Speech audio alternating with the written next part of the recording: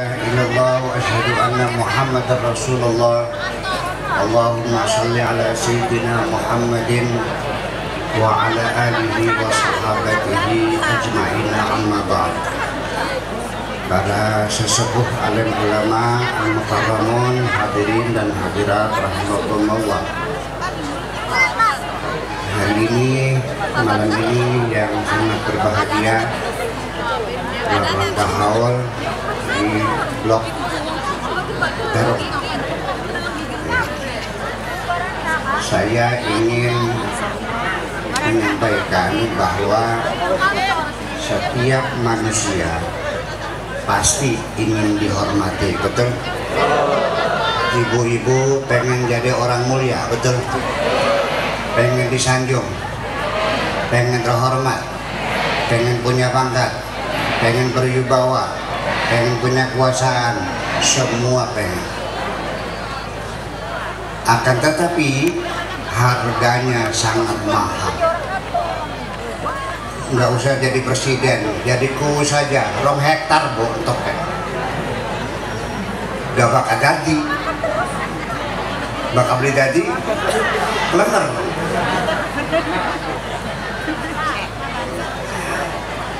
$2 miliar untuk jadi kubur dan Pak Budi. Setelah jadi kubu, berapa tahun dia dipanggil kangku oleh sindan-sindan itu? Jambu alas 5 tahun. Selesai jadi kubu, ngojek di Jakarta, betul? Ada lagi yang lamun jadi bupati sampai pondoknya bubar. Selesai jadi bupati tangkap KPK, perangkap. Betul? Pengen jadi profesor doktor, 40 tahun sekolah. Setelah pensiun, itu semuanya penghormatan, kekayaan, kewibawaan, harganya mahal. Dan senangnya hanya sebentar, kecewanya berkepanjangan. Dari bukan ini senengnya sengsaranya coba kita ulang lagi pikiran kita supaya kita jernih. Jadi artinya bahwa kehormatan, kemuliaan semua itu harganya mahal. Senangnya kita hanya dapat 5, kecewanya 500. Senangnya mau oleh 5, getune oleh 500. Kenapa? Karena ketika kita ini pangkatnya turun, yang tadinya dipanggil kangku terus dipanggil Durahman baik, lenger gitu. Ya begitu kan? Iya. Nih ibu-ibu sekalian yang biasa tiap hari makannya ikan asin, tempe, apalagi jangan lompong, pepes teri. Kalau sudah sehari-hari begitu nggak ada masalah, kita nyaman saja, kita bahagia saja, malah uruge masih ping telur. Tetapi ketika orang yang tadinya sawahnya 200 hektar kaya raya, setelah jatuh miskin, mangsa doyana manggesek. Benar. Kesengsaraan. Yang tadinya kalau sepanjang jalan orang menyapa, setelah tidak punya pangkat lagi, tidak ada yang menyapa, sakit hati. Yang tadinya dipanggil Wakaji Darkun, Marikum, itu adalah penderitaan di hati. Jadi artinya menurut saya, kalau ibu-ibu kepengen kemuliaan, carilah kemuliaan yang abadi. Jangan mencari kemuliaan yang sementara dan sebentar. Paham, Bu? Kalau kemuliaan yang abadi itu apa? Biayanya tidak mahal, tapi akan dibawa mati sampai akhirat, sampai nurun ke anak cucu kemuliaan itu. Dengan apa? Dengan perilaku yang baik, dengan akhlak yang baik, menolong orang, kebersamaan, ibadahnya yang benar. Nah, hari ini, malam ini yang kita hauli, itu orang-orang yang pasti dulunya pernah berbuat baik. Betul? Nah itulah, sampai mati masih dihormati. Kalau bukan karena penghormatan mereka sudah mati, tidak mungkin sebanyak ini orang berkumpul. Betul nggak? Saya mau cerita.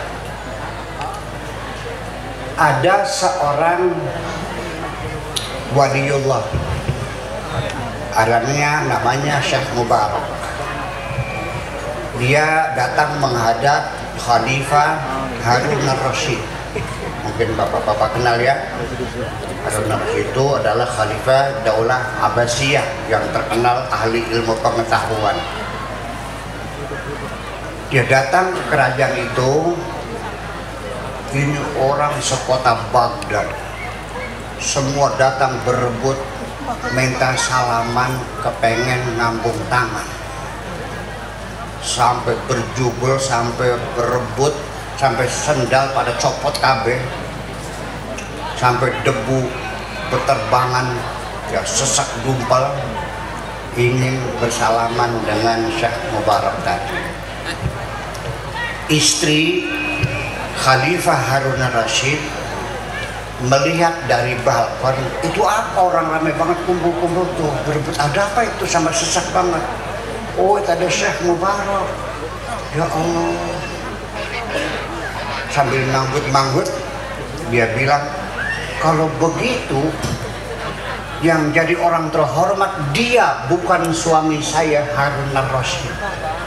Mereka datang dengan berjalan kaki, semua orang menyambutnya, berkumpul dengan beliau.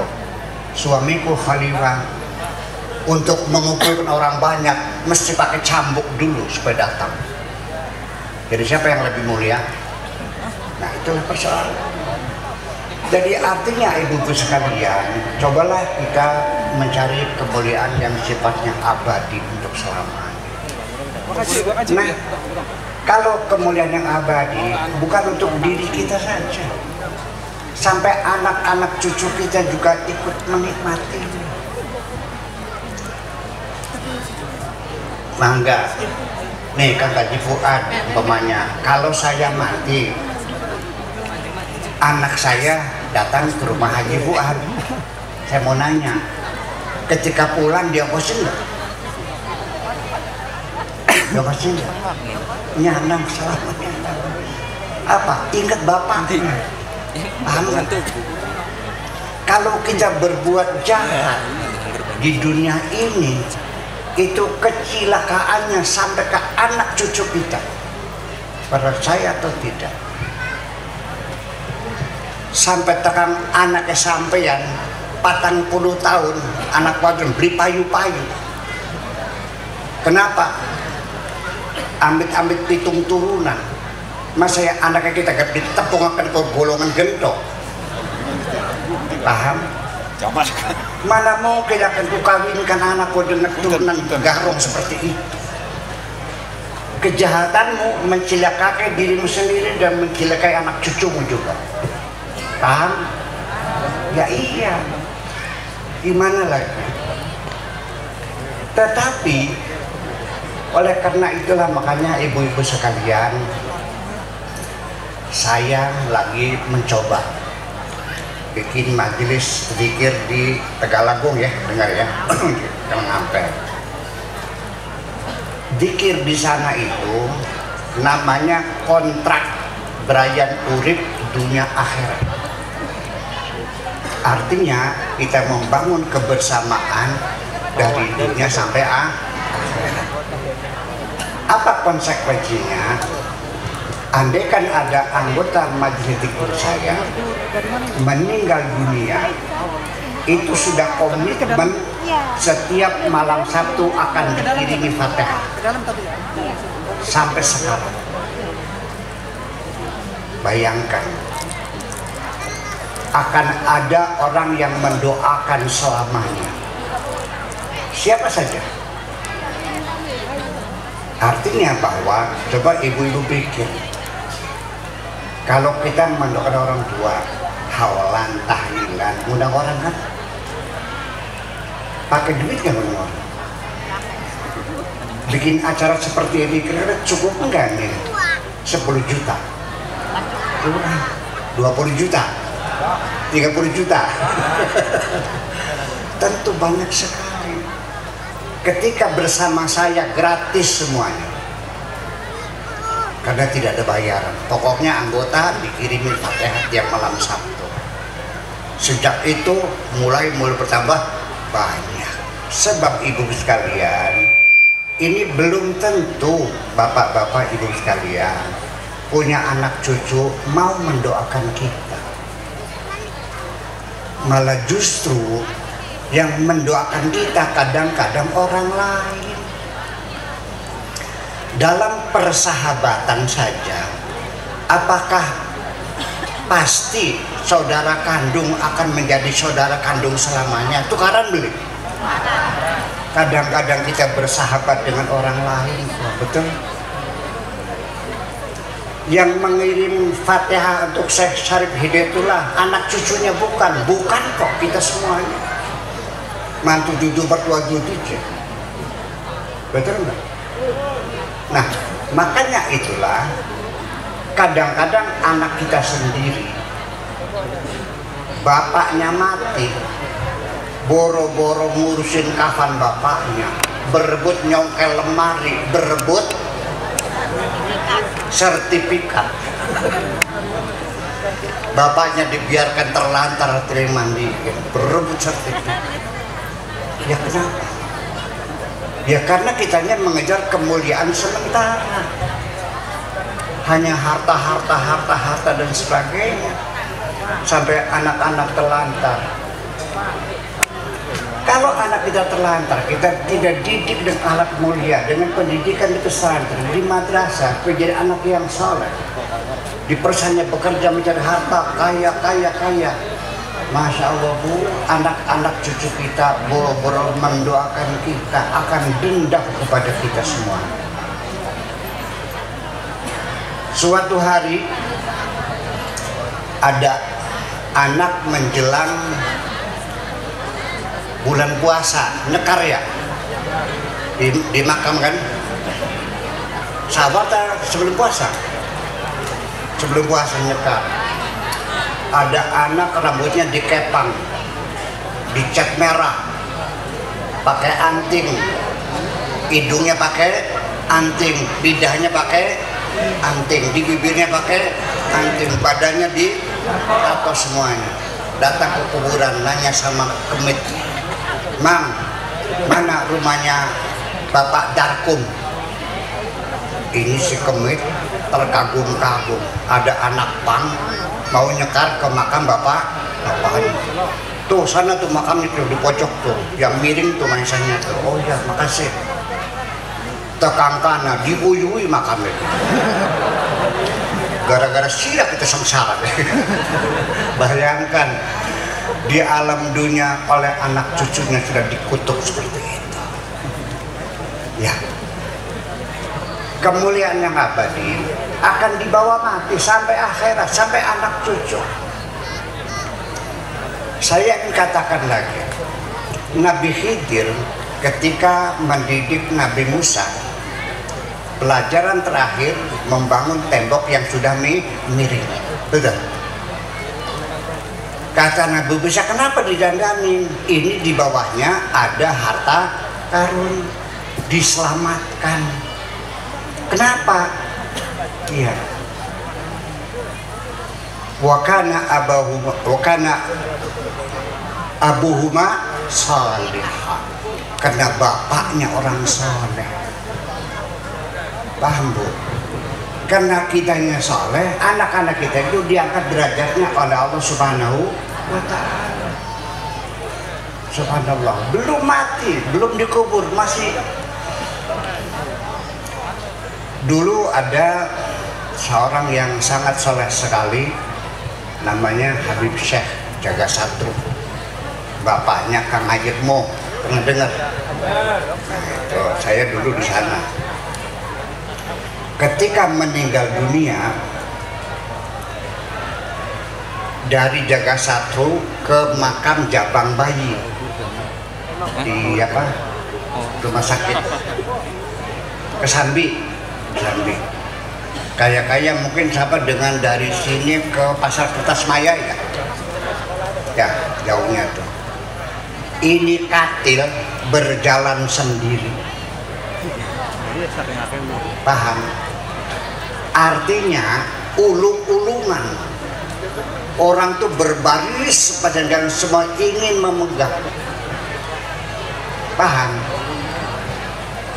Orang se-Indramayu nangis semua kehilangan. Tapi ketika orang itu mencari kemuliaan sementara, begitu mati semuanya habis. Apalagi kalau dia tidak baik, tidak benar, begitu mati boro-boro nangis. Alhamdulillah, ana sing kaulan anjir mending kali daru mana, ana sing nyemble ayam cemani teluyana, ana sing gawe bubur abang bubur putih ning dermaga ya, ana kaulan dising pengen mau darek. Kematiannya sudah diharapkan dari dulu. Subhanallah. Oleh karena itu, makanya bapak-bapak dan ibu-ibu sekalian, melangkah ke depan, ketika kita ingin punya anak-anak yang soleh pun, jangan pengertiannya anak kita sendiri. Waladun itu bisa anak sendiri, bisa anak orang lain, bisa anak laki-laki, bisa anak perempuan. Kalau anak sendiri namanya ibnun, kalau laki-laki, kalau perempuan ibnatun. Maka waladun itu anak siapa saja. Kita manggil anak kecil ya waladi, bukan ya ibni, ya waladi, ta'ala ya waladi. Nah itulah, jadi pada suatu ketika ada ibu-ibu datang ke tempat saya sambil menangis.